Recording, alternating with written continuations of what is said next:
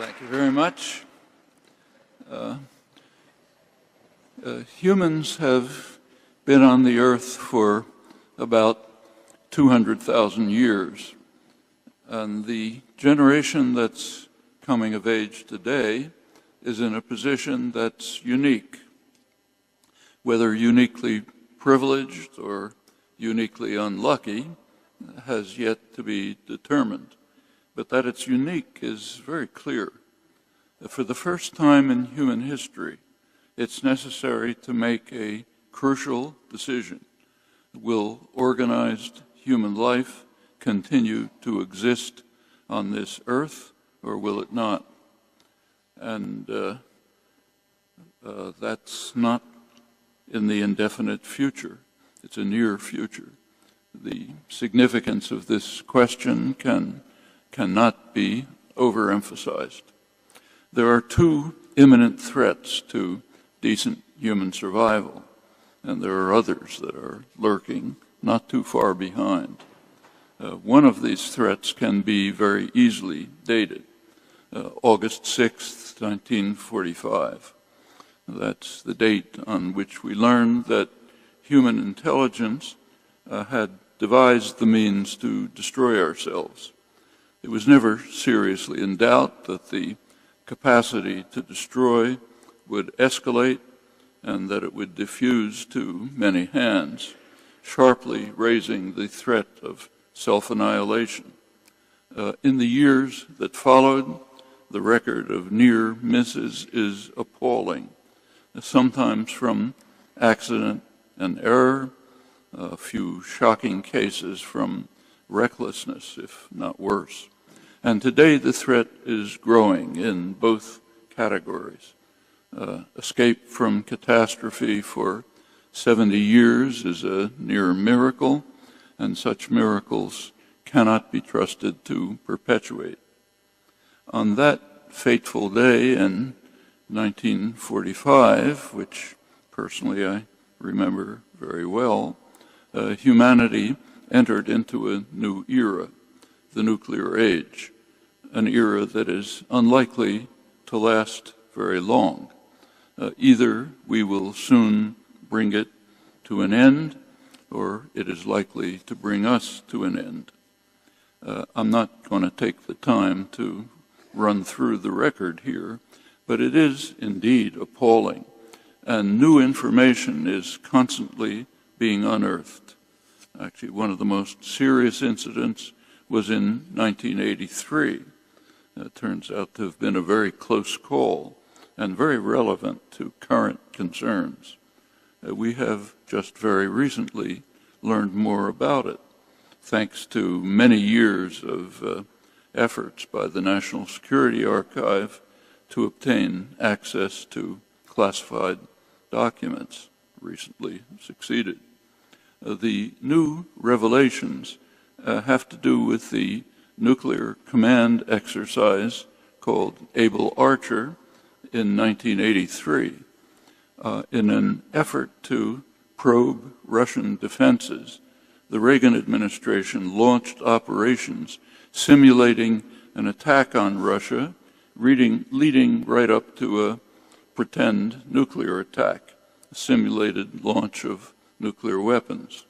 This happened to be at a moment of extreme international tension.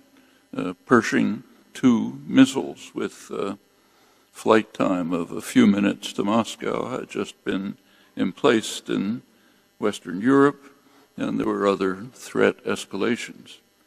A few years ago, when Russian archives were declassified, it was learned, not too surprisingly, that the Russians had taken this pretty seriously.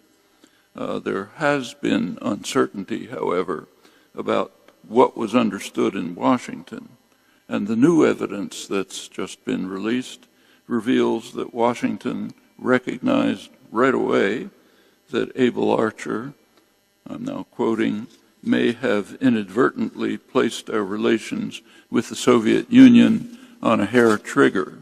That was the judgment of a presidential advisory board at the time, meaning that Washington recognized that we were at the verge of terminal nuclear war. Furthermore, we have now learned U.S. intelligence determined that the Russians were mobilizing forces, quoting again, to an unusual level of alert, which according to protocol means that the U.S. should have reacted in kind, leading to disaster. Turns out that one Air Force officer, a man named Leonard Perutz, decided on his own not to follow prescribed procedures, but to do nothing, perhaps averting terminal war. We already knew that shortly after this, Russian automated systems detected a U.S. nuclear attack, and the officer in charge, Stanislav Petrov, also decided to do nothing instead of transmitting the information to a higher level, possibly triggering a massive nuclear strike. And any nuclear strike means termination. The record reveals many such frightening episodes, not to speak of shocking recklessness and adventurism, which, to make it worse, is often applauded in sober commentary. I'll return soon to the current growing threat. The second imminent threat is global warming, and the same date, the end of World War II, is again of critical significance. For some time, as you probably know, the geologists have recognized that the Earth is entering into a new geological era called the Anthropocene, an era that's defined by extreme human impact on the environment. There has been disagreement about just what changes became so extreme as to signal the onset of this new era. And a few months ago, the official working group on the Anthropocene recommended to the International Geological Congress that the dawn of the Anthropocene should be given the same date, the end of World War II. So according to their analysis, the Anthropocene and the nuclear age coincide, posing a dual threat to the survival of organized human life. The report of the working group on the Anthropocene discusses the sharp acceleration of extinction rates of animals and plants, and they warn that the Earth is on course to see 75% of species become extinct in the next few centuries if current trends continue.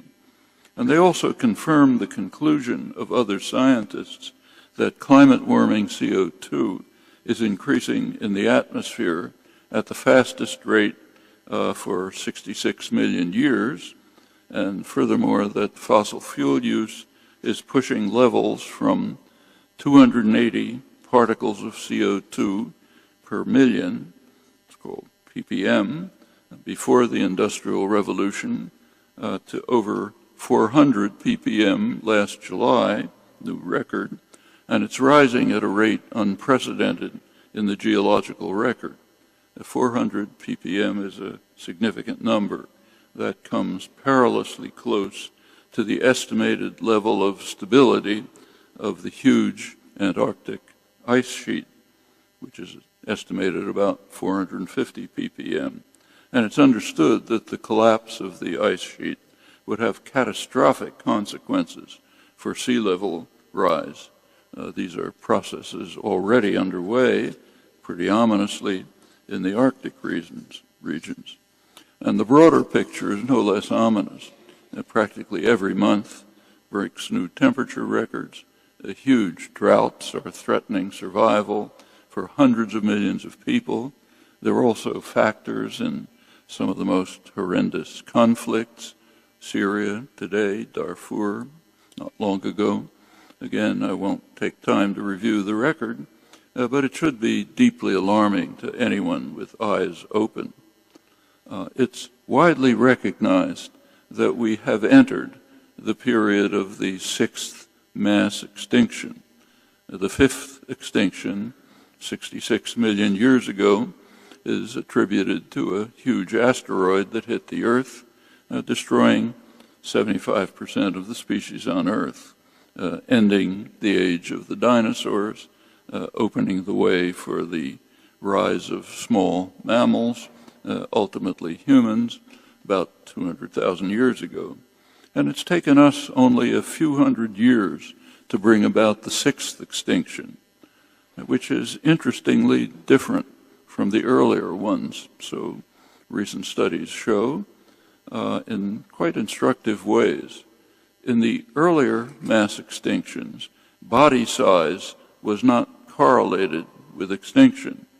But in the human-generated sixth extinction, which is now underway, researchers report, I'm now quoting, an extreme bias against large-bodied animals that distinguishes the modern diversity crisis from all deep-time analogs, which means, in short, that we're mainly killing larger animals.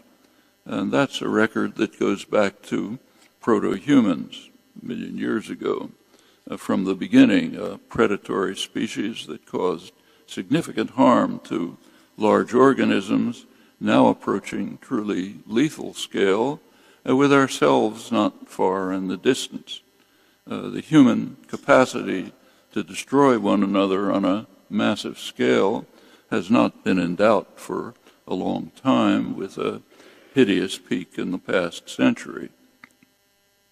What's happening now brings to mind a phrase made famous by Thomas Hobbes, man is a wolf to his fellow man.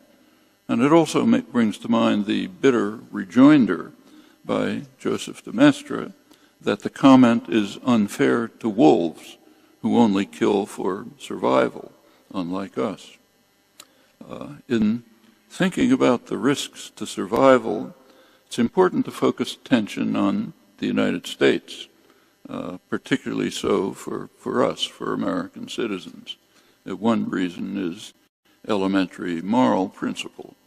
It's what we hope to shape and influence that must be of primary concern, which means those policies that are within reach, within our reach, typically policies of our own institutions, state and private.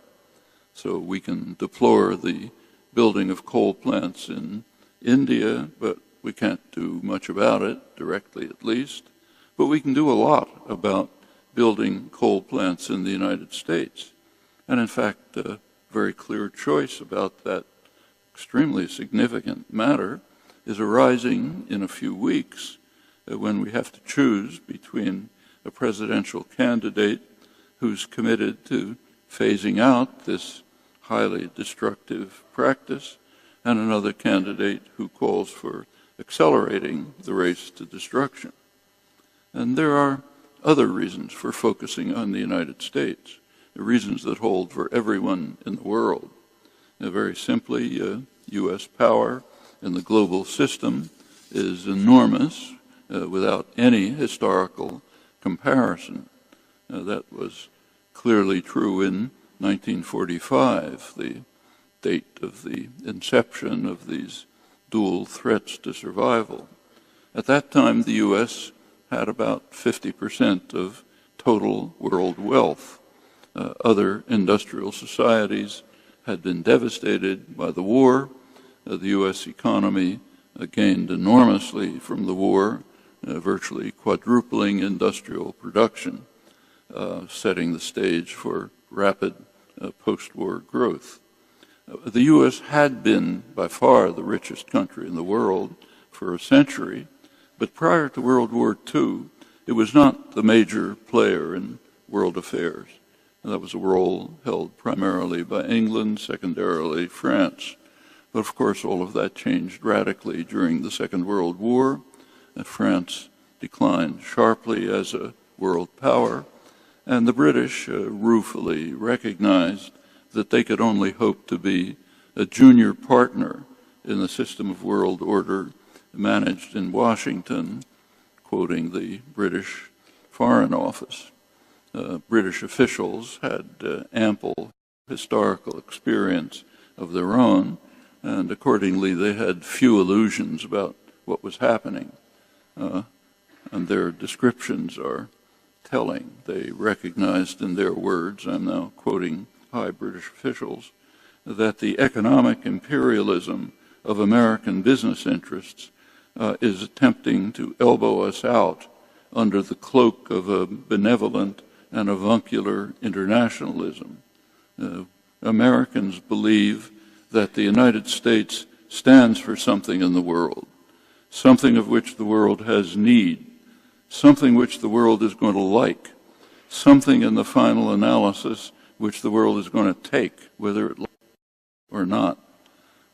He was articulating the real-world version of what scholarship calls Wilsonian idealism, the version that conforms to the historical and internal record. Well, naturally, this position of global dominance, post-war position, couldn't be maintained entirely. Other industrial countries reconstructed, decolonization proceeded on its often agonizing course, leading to a more diverse international system, but which the United States still uniquely powerful. So by 1970, U.S. share of global wealth had declined to about 25%, still colossal, but not 50%, and it remains roughly there. These observations are fairly familiar, but they're also somewhat misleading. And the reason is because of the way that the globalization of the world economy has proceeded in the recent decades. Particularly revealing in this connection is quite important work by Sean Starrs. He's the first political economist to have closely investigated a very important topic, corporate ownership of the world's wealth. And it's becoming a more realistic measure of global power than national wealth in the neoliberal globalized world of the last few decades. It's no longer a world of nationally discrete political economies. And the results of investigations are quite dramatic.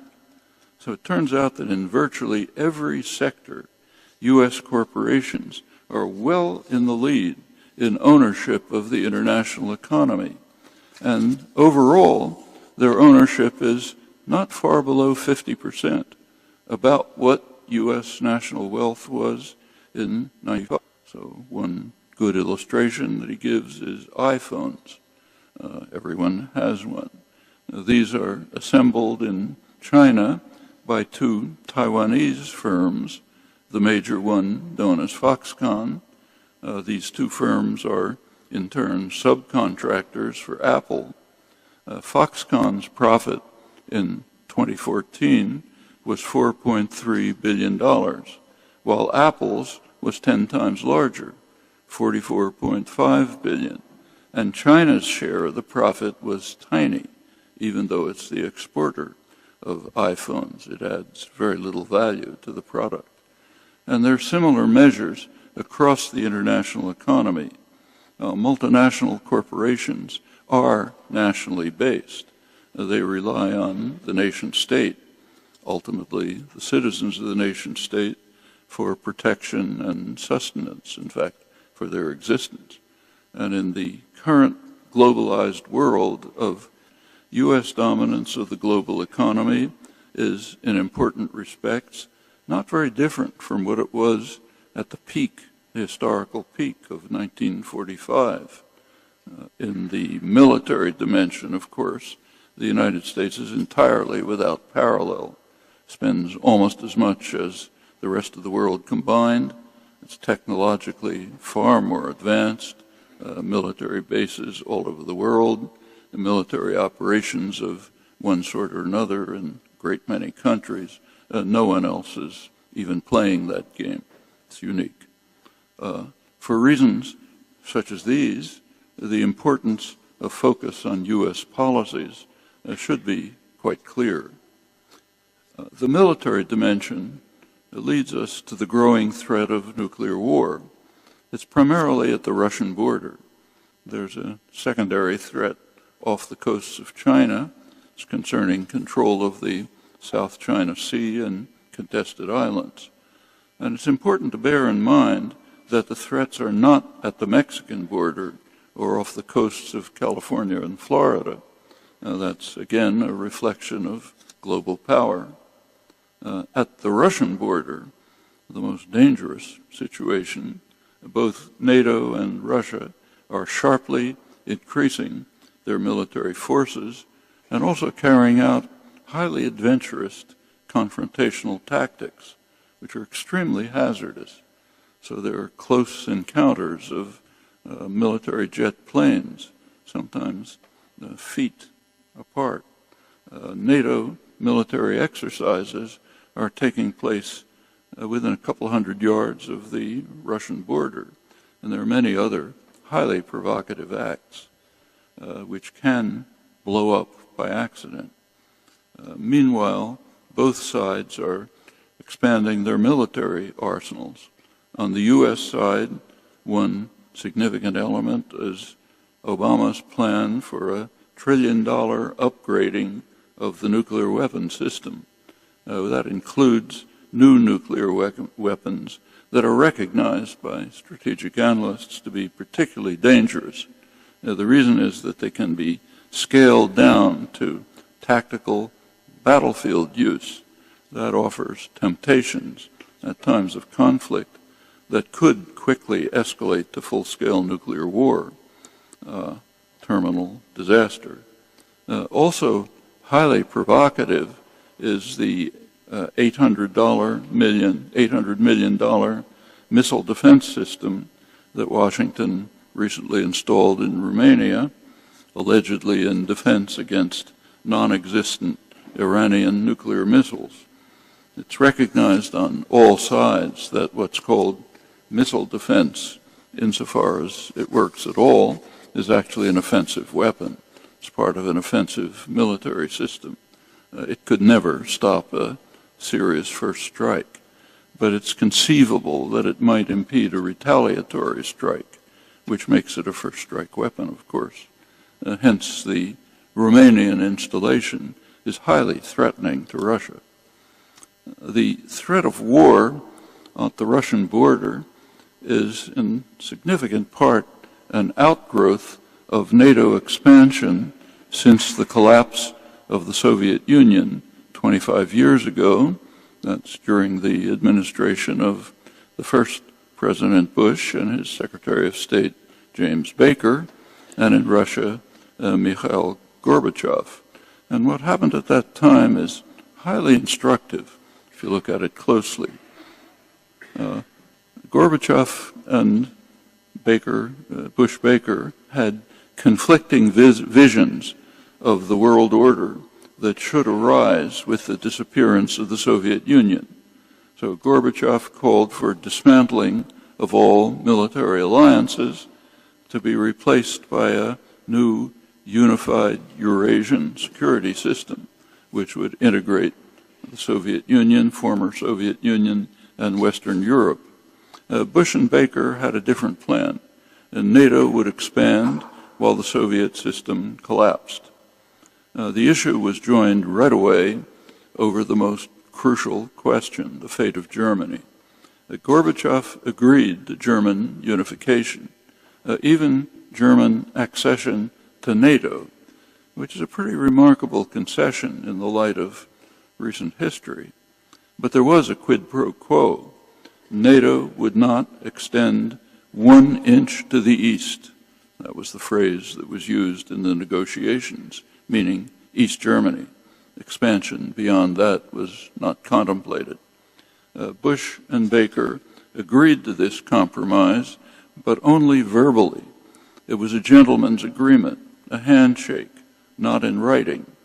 NATO at once expanded to East Germany, but as Bush and Baker correctly stated, they were not violating a written pledge, just a gentleman's agreement.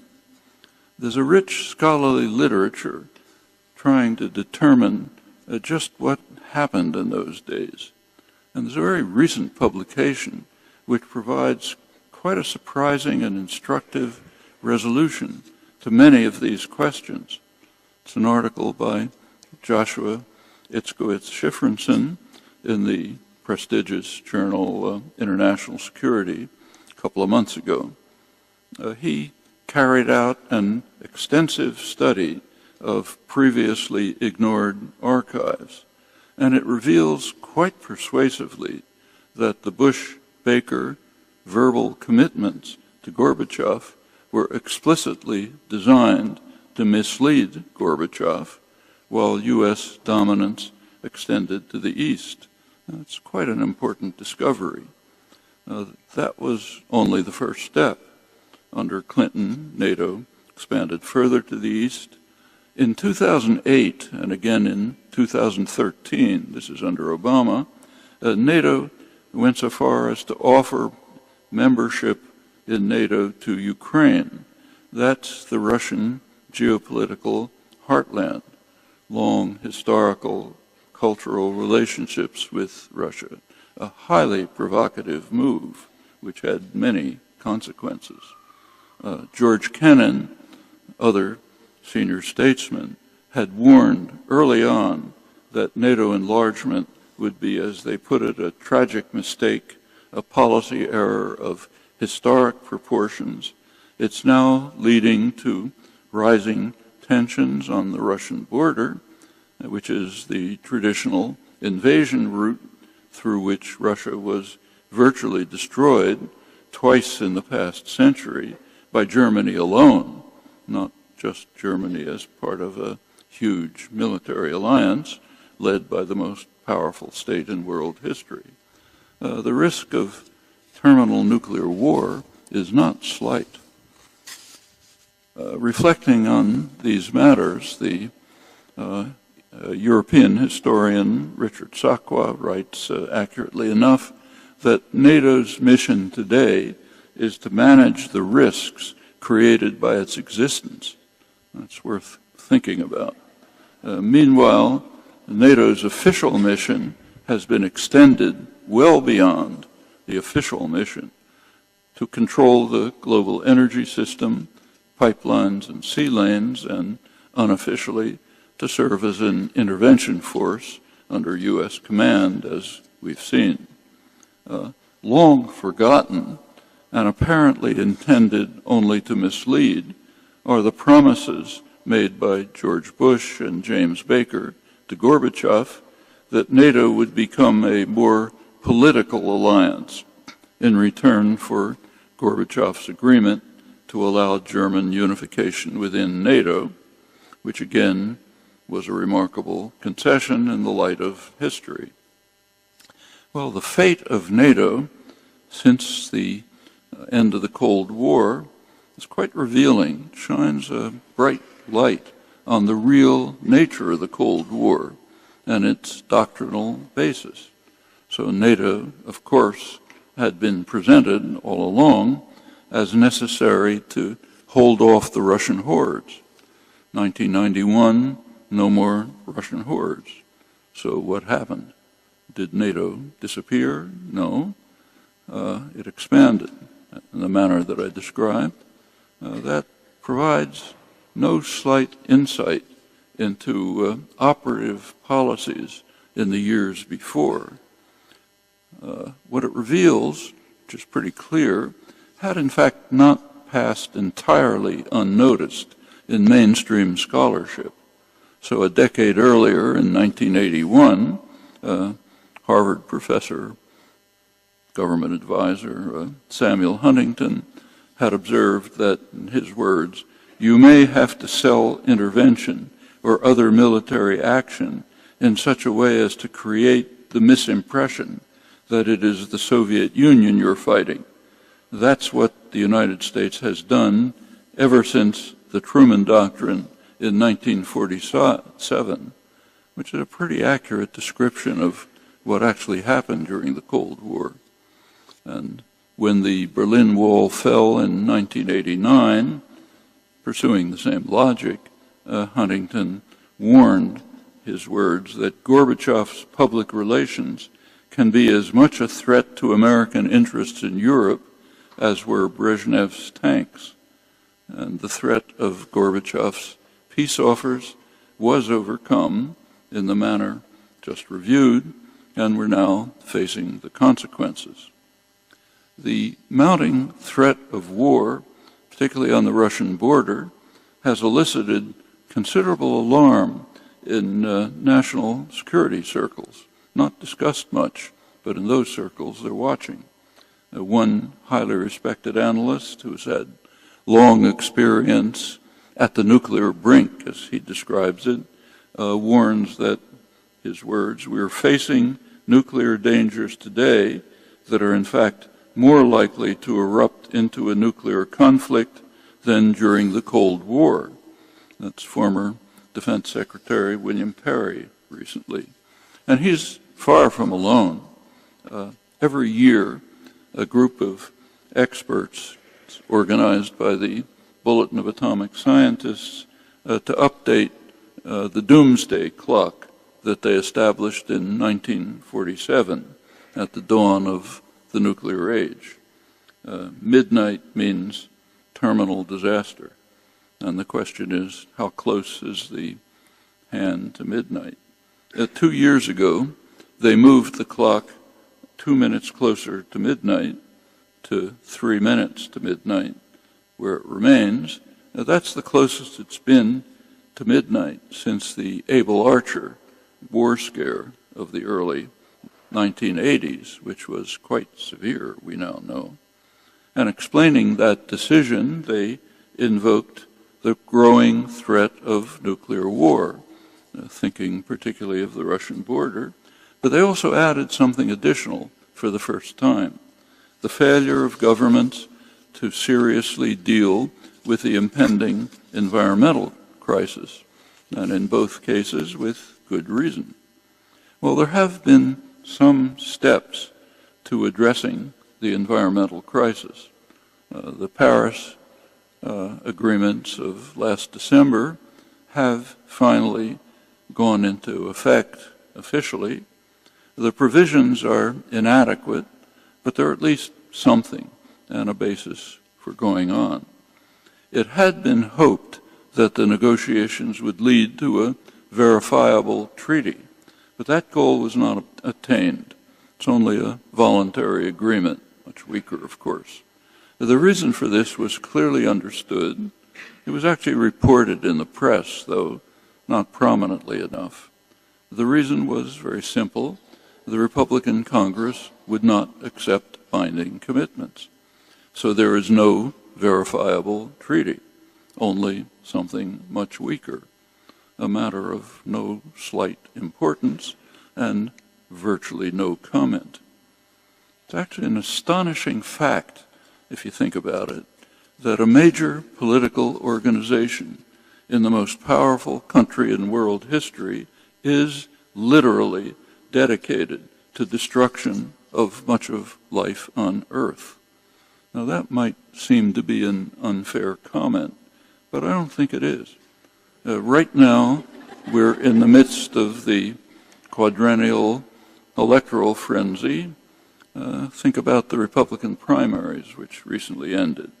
In the Republican primaries, every single candidate denied the facts about climate change. There was one exception, the guy who was supposed to be the sensible moderate, John Kasich. He conceded the facts, but said we should do nothing about it, which is even worse than denying them. That's 100%. The winning candidate calls for more use of fossil fuels, including coal plants, the most destructive. He also calls for dismantling regulations, refusing funds to developing societies that are seeking to move to sustainable energy, and in every possible way accelerating the race to disaster. When you consider the stakes, it's a fair question whether there has ever been a more dangerous organization in history than today's Republican Party. I think the answer is no.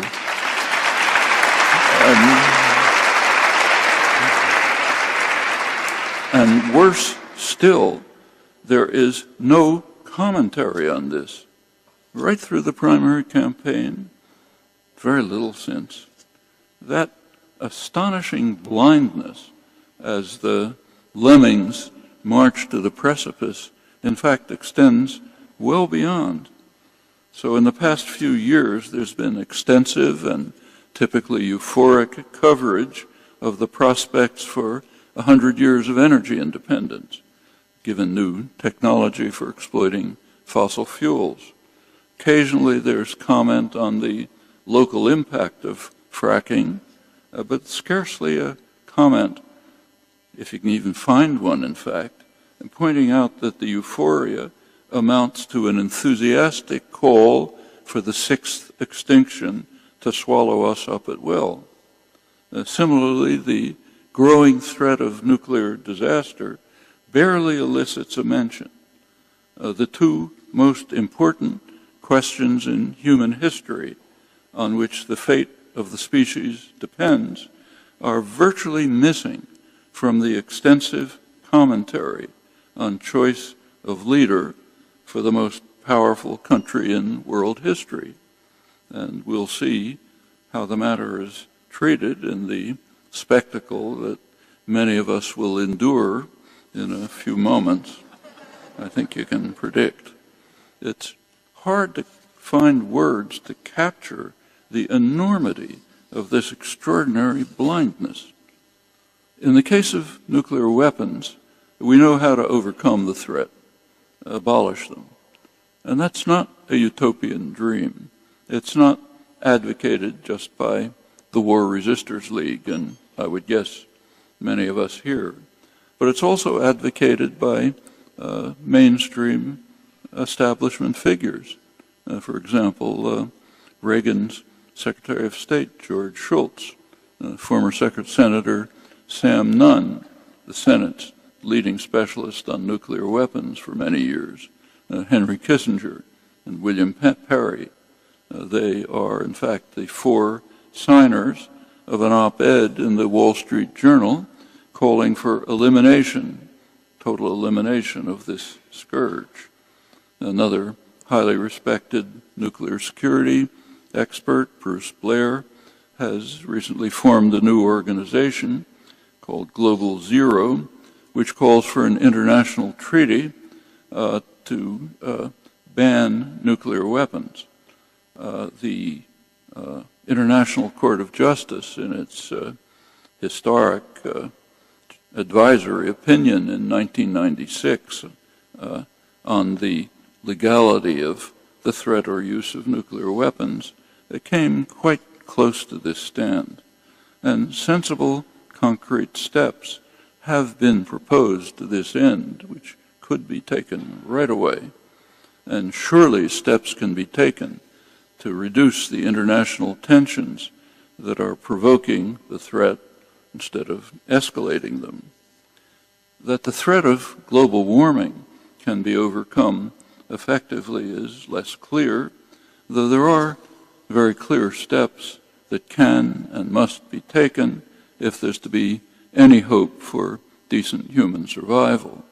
And once again, decisions about these matters, the most important decisions in human history, and actions to implement these decisions cannot be delayed. Thanks.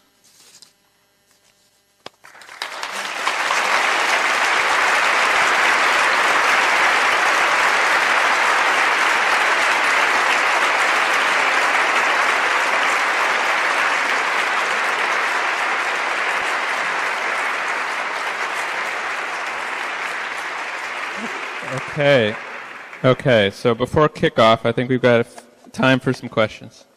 So the first question, Noam, do you believe Edward Snowden deserves a pardon? Why or why not? Yeah, I'm one of the signers of a petition, I think it was initiated by Amnesty International, calling for him to be pardoned. I don't think that goes far enough. He should not just be pardoned, he should be honored. And maybe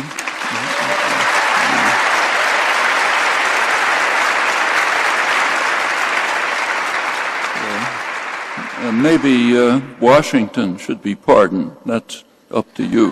But the question shouldn't arise in the case of Snowden, who simply performed the actions of a citizen who's concerned about his country and the world. He informed people, the citizens of the United States, of what their government is doing to them. Just what a citizen ought to do. So he should be honored, and we should be asking whether the government should be pardoned. Okay. So, next question. How should developed countries respond to the mass migrations caused by war and climate change? Well, certainly not the way they're doing it. In fact, what's called the refugee crisis is in fact a moral crisis in the West. I mean, there are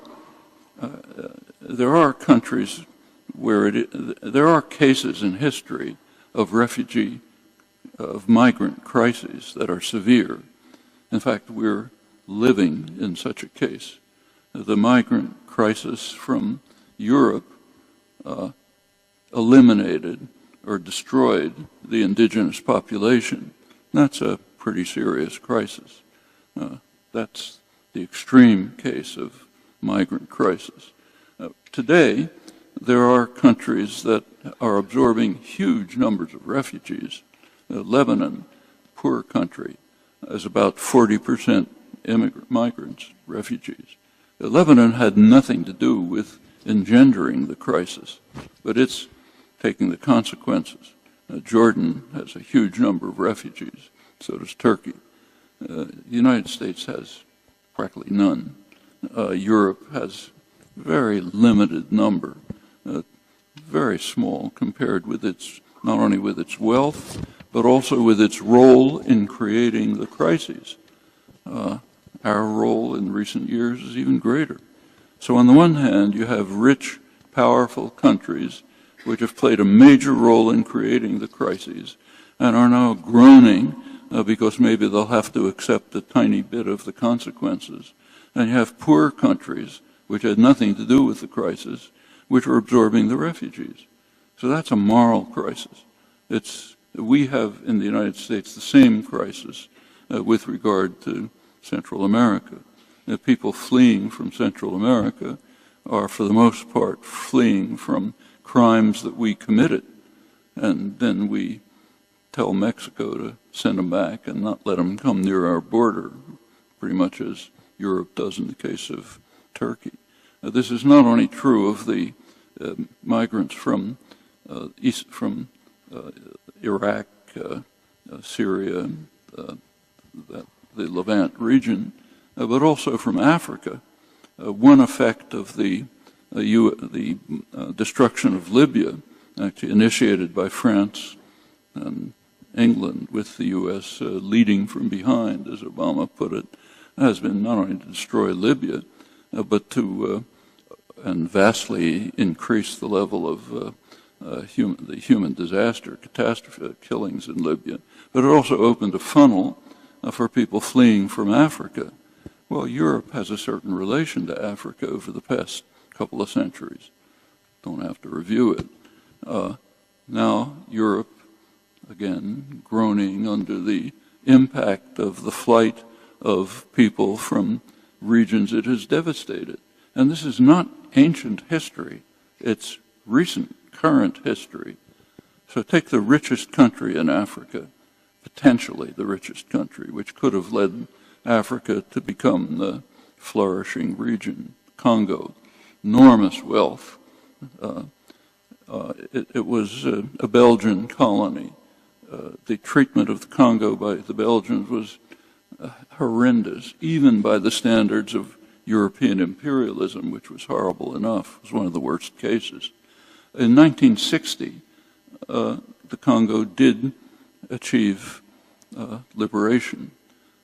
They had a political leader, young political leader, very promising, very popular, Patrice Lumumba.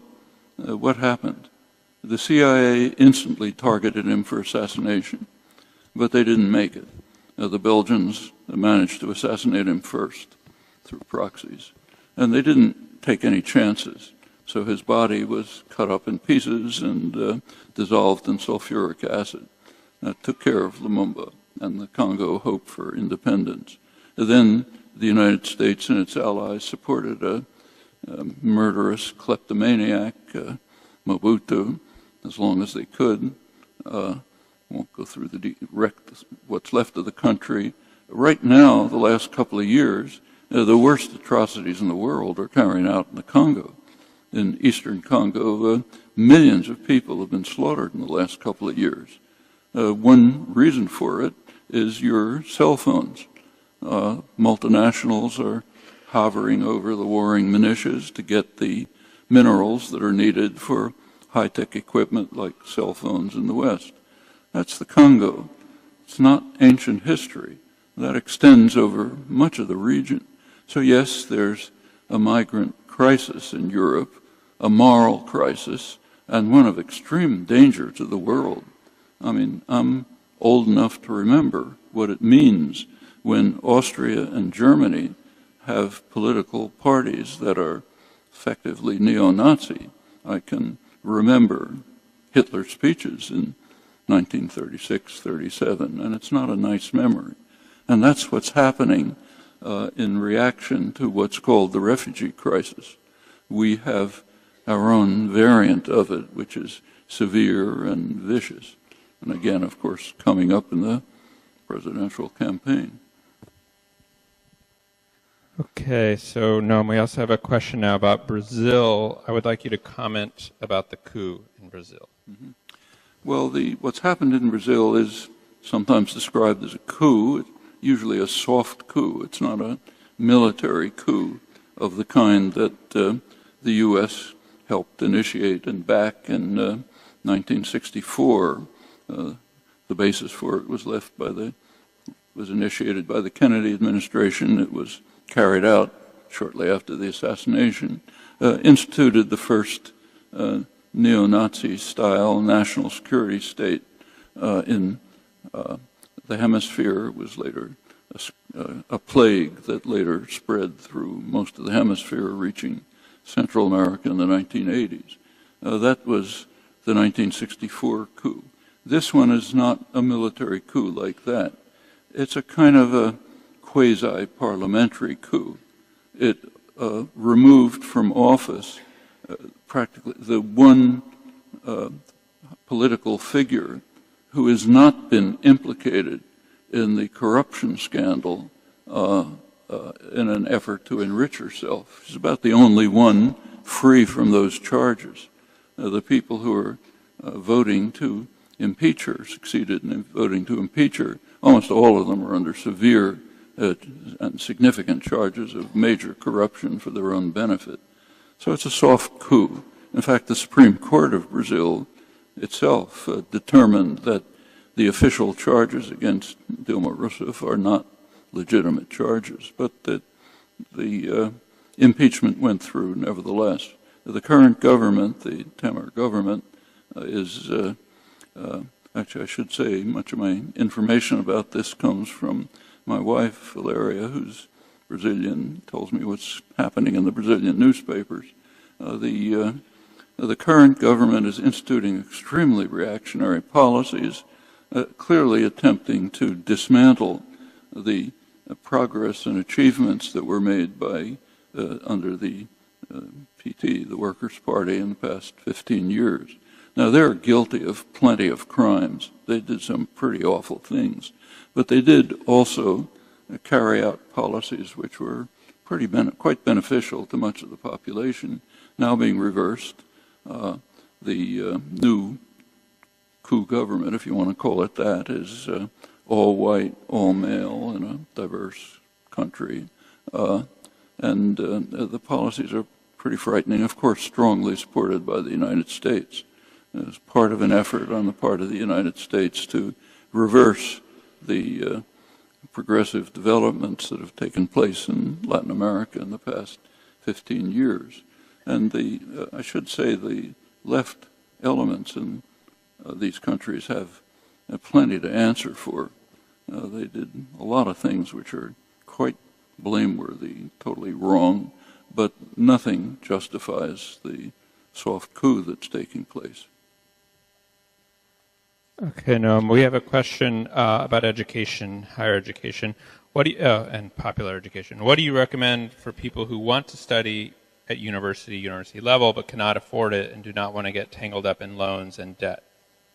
Well, what they ought to do, I mean, you can't answer the question for an individual, but we should be answering it collectively. So we should be asking, for example, why are there costs for higher education? Why isn't it like secondary education? And again, that's not a strange question. There's certainly no economic basis for it.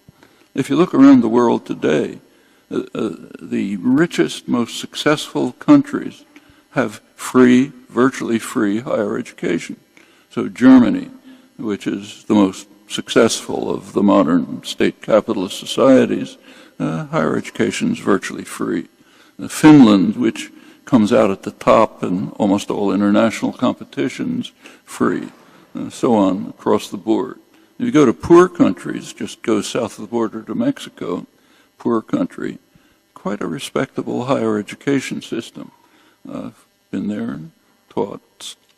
It's quite respectable, high quality. It has problems like very low salaries, so the faculty have to have second jobs, but that's because it's a very poor country.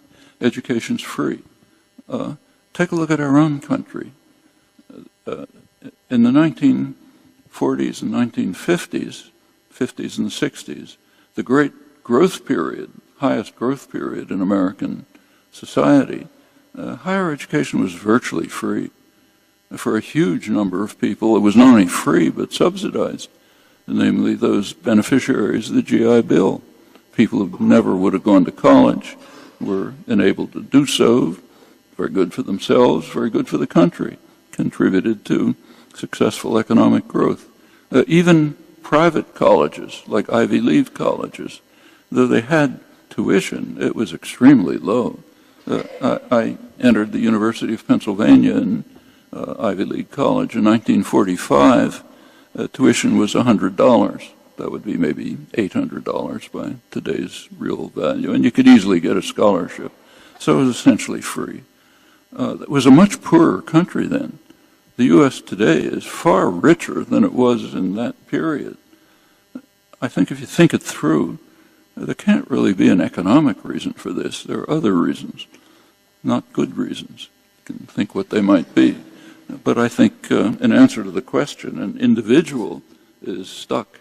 That person is stuck with what exists. But as part of a collective, that person is not stuck.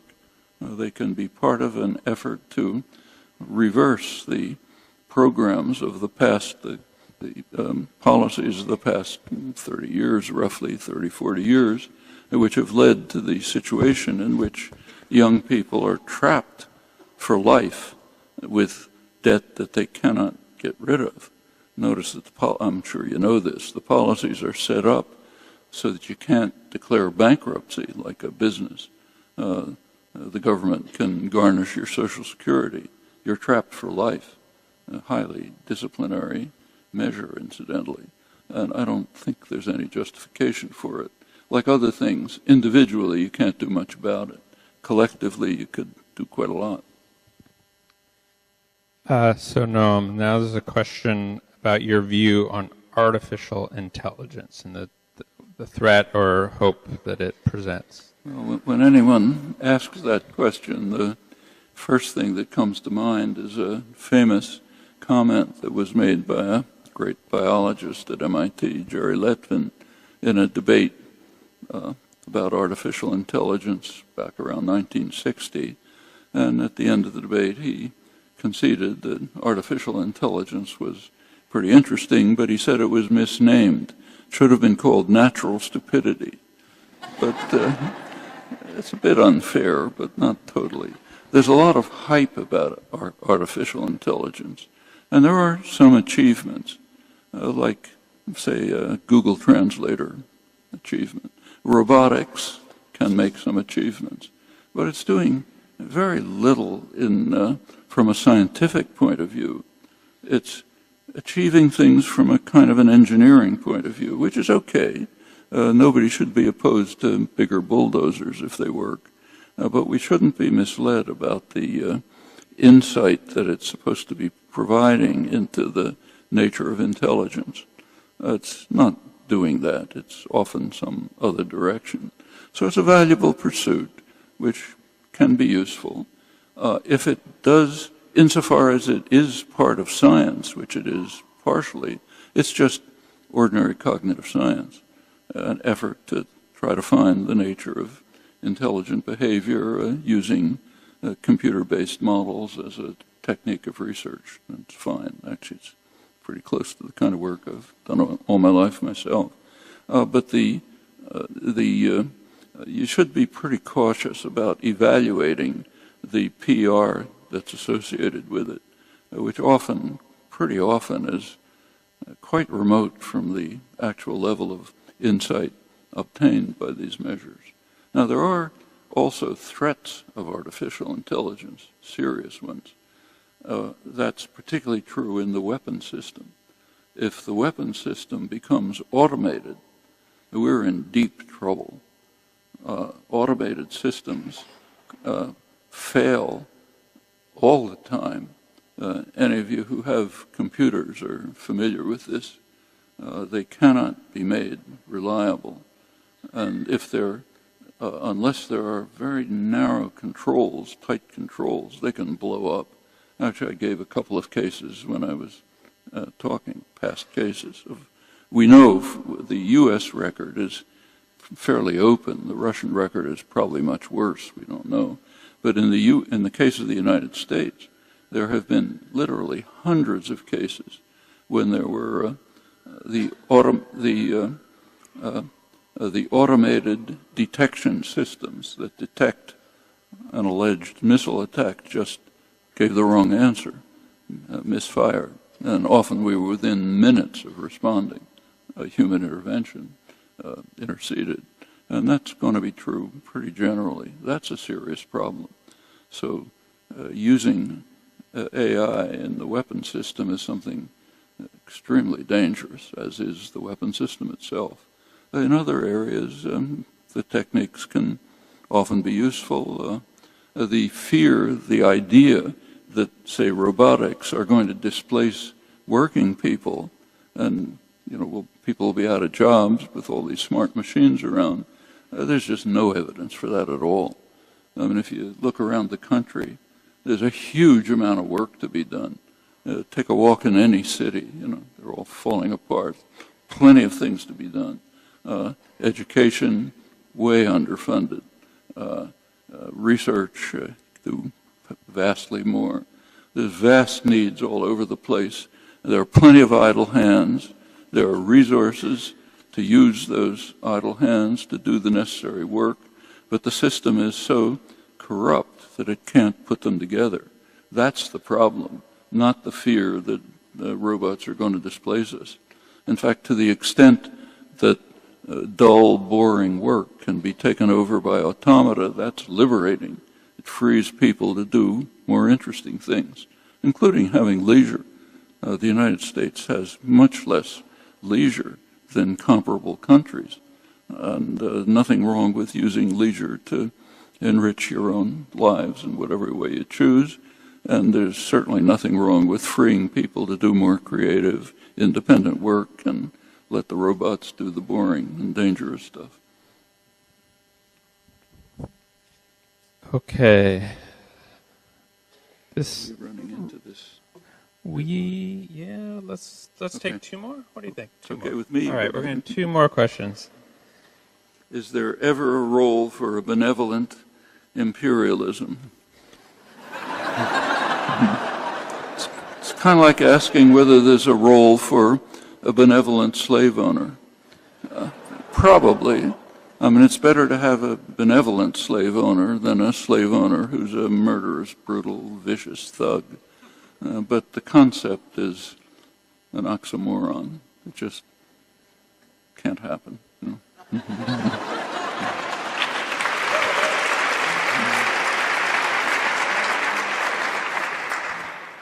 What gives you hope? People like you. That's the hope of the future. The future's in your hands. There's a lot that can be done, despite all the problems of the country. It's actually a much more civilized country than it was 50 years ago. Much more, in all kinds of ways. The rights of women, for example, all sorts of other things. That didn't come as a gift. Came out of popular struggle, often pretty hard. But it left a legacy to us. We benefit from it. It kind of gives us a plateau from which to go on. Plenty of problems. In fact, the worst problems in human history. But they can be addressed. And people like you are in a position to address them. And that's where the hope is.